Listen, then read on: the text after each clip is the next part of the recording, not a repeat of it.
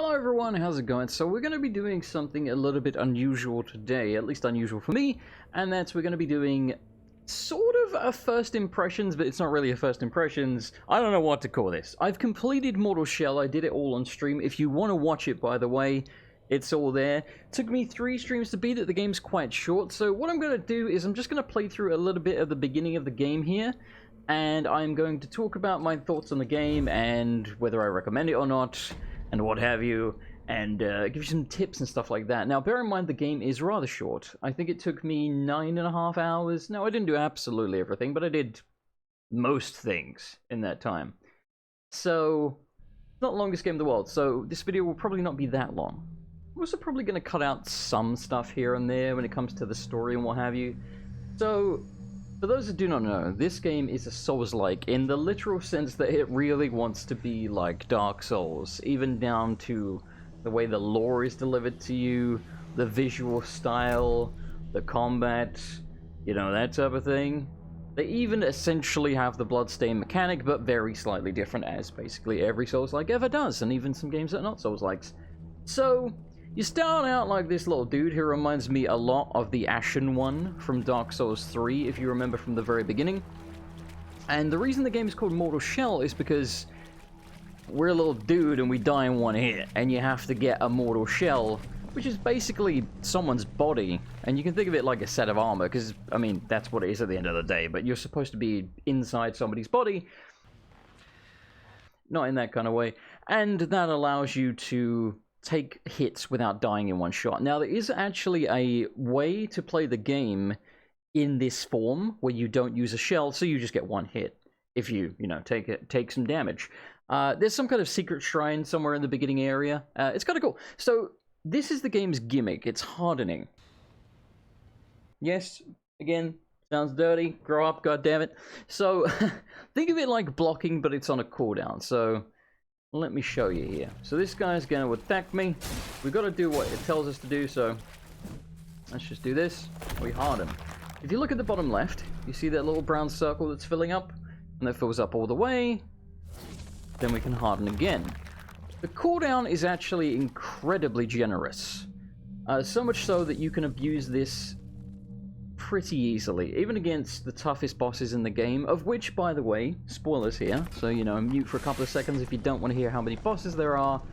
There are 4 main bosses, including the final boss, and there's a few not exactly bosses. You have to fight, essentially, this dude we're about to fight here, every time you want to get a weapon. So, yeah, and there's only 4, I think, different weapons in the game. You may harden in most situations even when attacking, blah, blah, blah. Alright, so what they're telling you is if you swing, you do that. Yeah, that's all it is. Now, as you see, once again, we cannot actually die at the moment. We just have to do what the game's telling us to do, and you have to do it in the order that they tell you to do. It's kind of an annoying tutorial in that sense, because I already did the attack whilst hardening thing, but they don't care, because they're like, no, you must lock on first, Padawan. Alright, so we did it. So yes, and much like almost every single Souls-like, the boss here, if you want to even call it a boss, you're not designed to beat it. Apparently you don't get anything for doing so. I haven't actually killed this guy. He just killed me every time. And by every time, I mean the one time that I played the game. So I guess I'm going to try and kill him here and see if we get something for it. Now, weirdly enough, despite what I said, this is the one exception to the rule wherein you can see he can do it as well. Most enemies cannot actually do that. In fact, I think this is the only guy that can. And again, you have to fight this dude every time you want a new weapon, and he will have said weapon. But yeah, as you can see, not exactly doing a lot of damage. Anyway, as I was saying, this is the one exception to the rule wherein we actually do not die in one hit, as you see. Outside of this tutorial area, you will, unless you're wearing a shell. The way it works kind of like Sekiro. This is going bloody awfully. It works kind of like Sekiro in the sense that when your health depletes fully, you don't die instantly. You pop out of your shell, and then you get a chance to run up and retrieve your shell, and if you do, you get full health back. So you have 2 health bars as long as you can get to your shell in time. Now, the thing is, if you ever played Dark Souls 2, you know how the Fume Knight will aggro on you when he sees you healing. The enemies in this game work a bit like that. When you pop out your shell, they get very aggressive. Like, they will almost always attack you instantly. You can unlock buffs and things like that for the shell that freeze the enemies in place a bit longer when you pop out, which makes it much easier to retrieve your shell. No, I'm just gonna let him kill me. Even if we could kill him, it's just gonna take too bloody long. But yeah, supposedly you get absolutely nothing for that. Not even the cutscene's different from what I heard, but I don't know.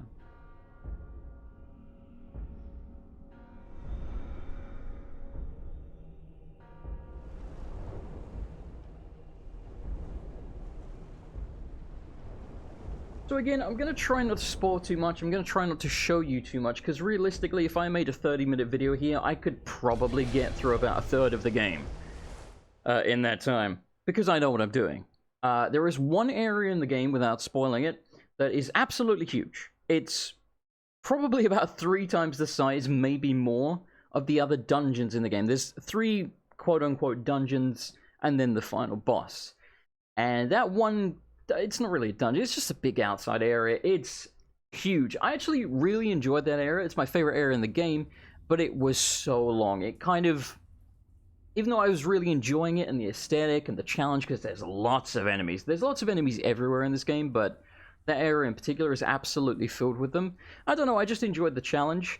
But yeah, even though I was enjoying it, it did drag on a little long in that section. Do you remember how I said the game's not very long? Well... you may notice we're crawling through, I've already been crawling through this tunnel for about 20 seconds at this point, by the way. We're crawling through quite a long tunnel here. Now, this is probably hiding loading, but at the same time, it does feel a little bit like they knew the game was short, and they just sort of did little things here and there to pad it. It's not too bad in that regard, I will say. For the most part, the game is actually fairly well designed in terms of there's not a lot of downtime. These tunnels are one of the few exceptions, but yeah, they do kind of drive me nuts. Like I say, I mean, look how bloody long this is. It's supposed to be dramatic, but it ain't. I realize, by the way, I'm talking fast as hell. Get used to it. I've been drinking so much coffee, and I still have like a third of it left. It's the biggest cup of coffee you've ever seen in your life. So this symbol is quite important.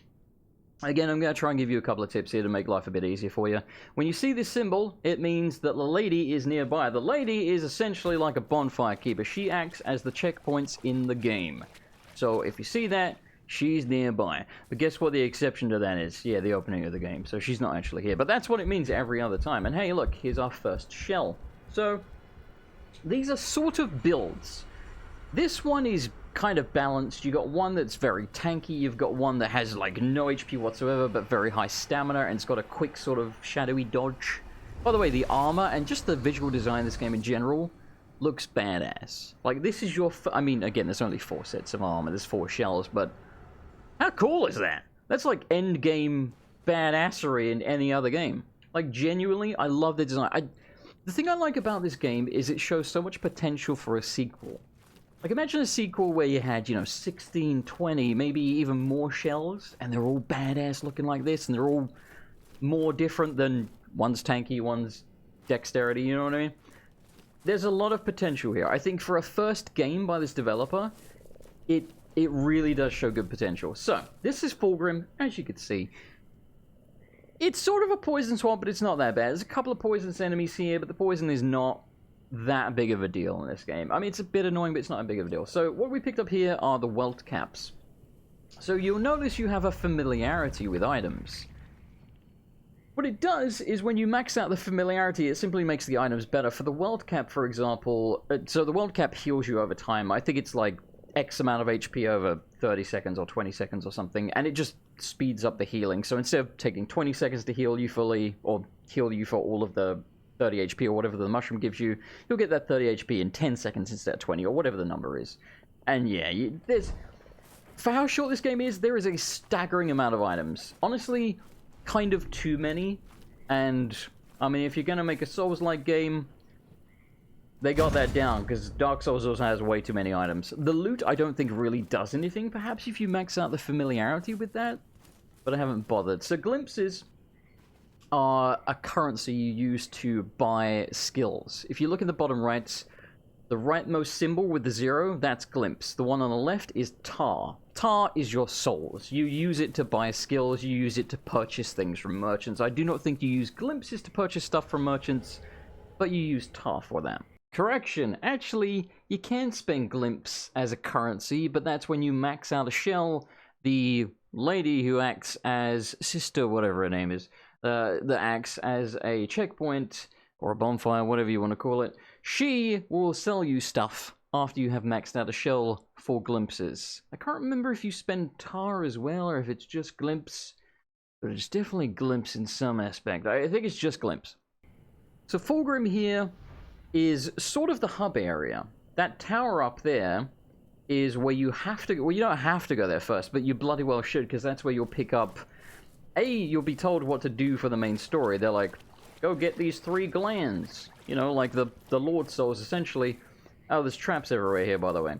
You can also lure enemies into these traps. But anyway, the tower at the top, you'll also pick up... I forget what it's called, but essentially it allows you to parry. And parrying is your only way of healing outside of these world caps. And a couple of other little things, like you can get roasted rat and stuff like that. But they're few and far between. I think only the enemies in Fulgrim here, in the hub area, actually drop those things. So outside of that, you can only heal with parrying or the mushrooms, unless I'm mistaken, but I don't think I am. So this game, when I first streamed it, so I streamed it for 4 different streams. The first stream, I was kind of not really enjoying it very much at all, to be honest with you. And that wasn't a fault of the game, it's because the game has a learning curve, and this whole, you know, holding this button to harden so you don't take damage so enemies bounce off of you, it takes a while to get used to. At least for me it did. So you'll notice if I do this, boop, and then we can smack the crap out of him. So we've got a big fella coming in.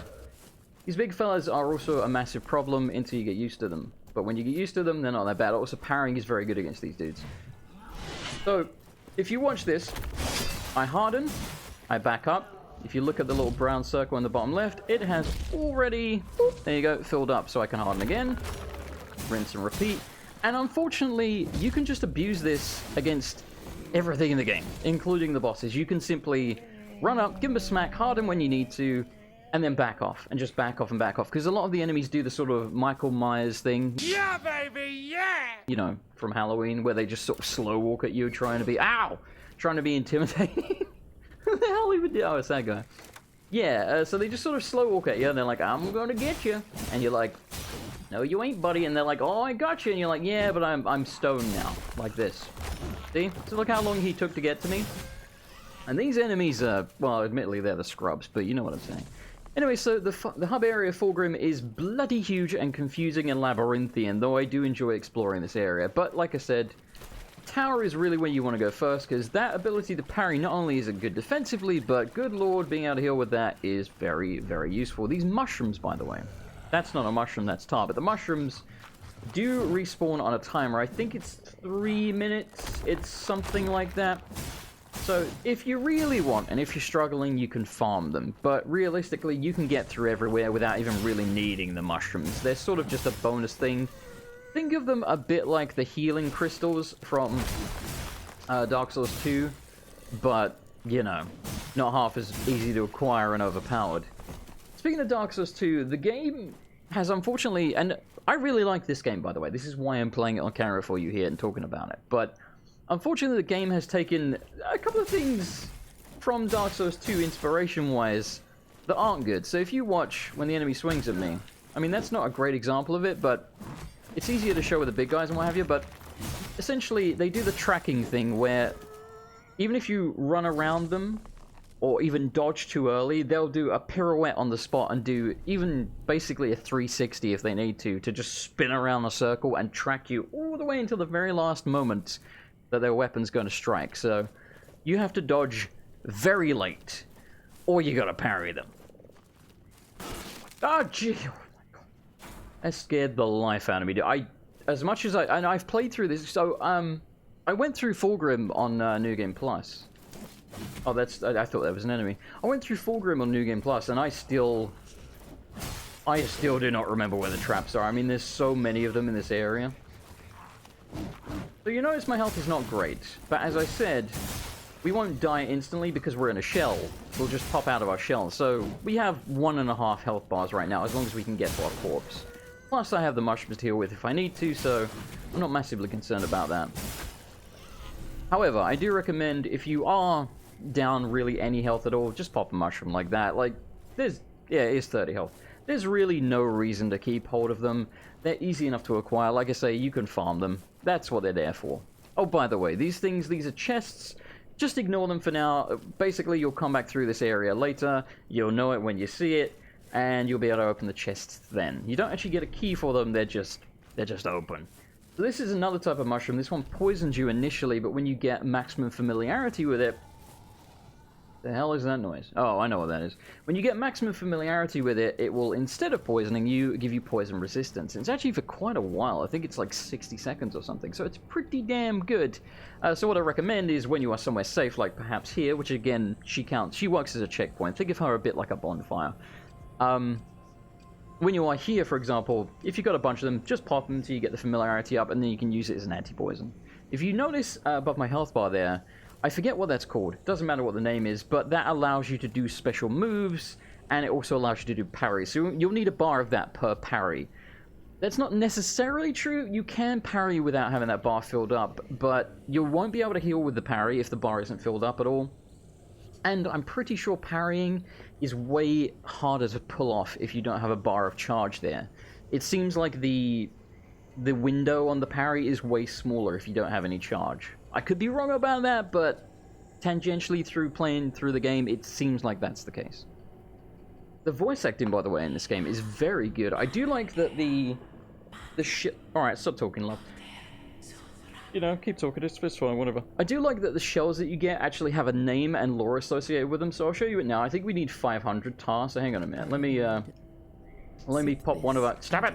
Let me pop one of our tar things. Basically, if you know of soul consumables in Dark Souls, that's what they are. You can also do that with glimpses. You'll notice we have glimpses here. If I pop these, you look up in the top right, that gave us glimpses.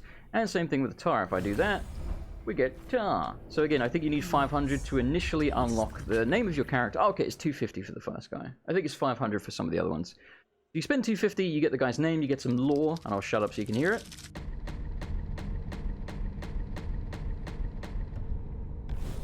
The brigands pointed us toward the temple.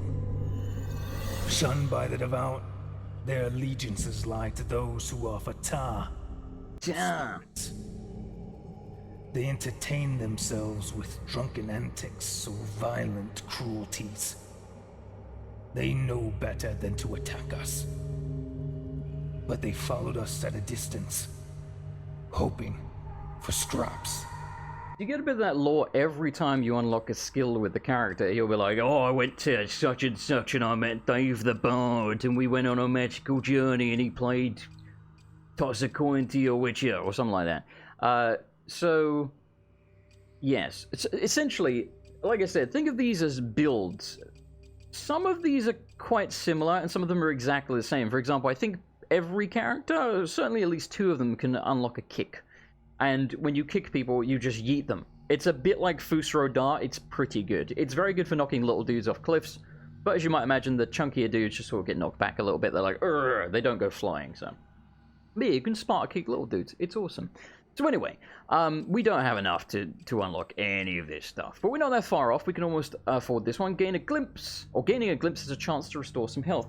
So yes, some of them have particularly good skills. For example, there is a tanky set of armor. You'll know it when you see it. It's got sort of a crown on its head. I think it's supposed to look like a paladin.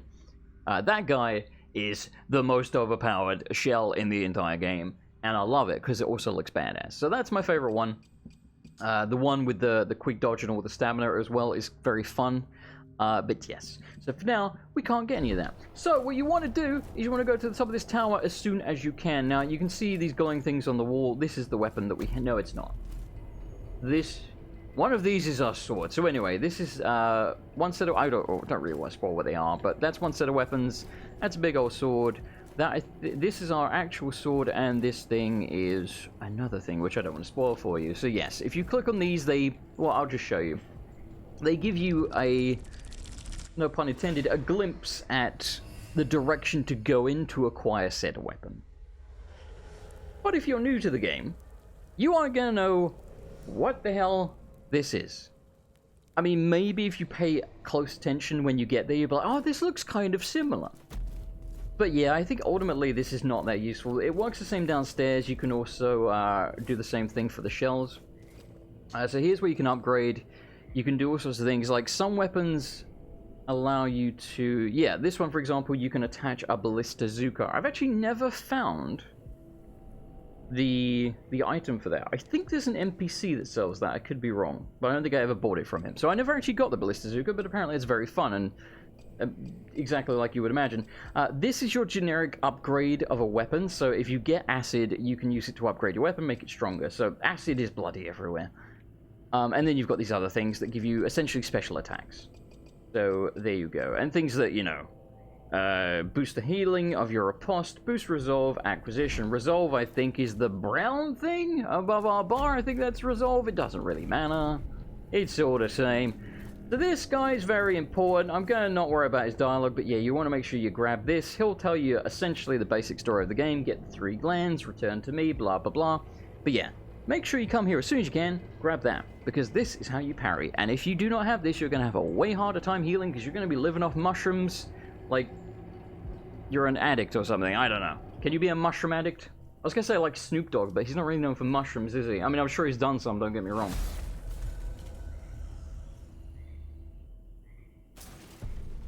Alright, so yes, it's called the Tarnished Seal, because everything in this game has a weird name. I'm going to skip the dialogue, because there's not that much in this game, and I'm sure if you want to play this yourself, you probably want to experience it yourself. He's talking! Oh, by the by, speaking of giving you tips, there is actually... Please, stop, I know how to parry. There's actually a merchant right up here. I do believe there's a staircase somewhere around here. Yeah, up there at the staircase. So this fella, I can't remember what he sells, but I'm pretty sure it's bloody useful. Let's have a look. Surely there's something you'll fancy amongst my collection. I love the voice acting. Yeah, so he sells 2 quenching acid. It's 2,500 each, but yeah, it's 2 weapon upgrades right there. You can upgrade each weapon to +5 until you get to New Game Plus, and then you can get it from 5 to 10, or I guess 6 to 10. So bear that one in mind. But yeah, these belts seem like they're quite useful, but I frankly never use them. Oh, and there's the tools. Well, there you go. So that's where you get that. Alright, so let's do one last thing before we finish up the video here. This is going to be a one-off. Like I said, I did finish the entire game. If you do want to go see that, as I said, it is over on my Twitch channel. You do not need to subscribe there to watch the VODs. You can just go and watch them at your leisure. I would recommend skipping the first of the 4, because, as I said, I was really not having a particularly good time with the game on the first stream, and it was just mostly me being like, I don't know if I like this. And then in the stream, I was like, I think I hate the game. But then I played it again, and I would say I fell in love with it, but I've grown to appreciate it quite a bit. Like I said, I think this shows real potential for a sequel. Speaking of tips, not that I was, but here's another one. If you look in the bottom left, the little white blob there in the small circle, that indicates you still have your revive. And by the way, when you die and retrieve your shell and then die again, it's important to note you have to retrieve your shell and then die for the second time.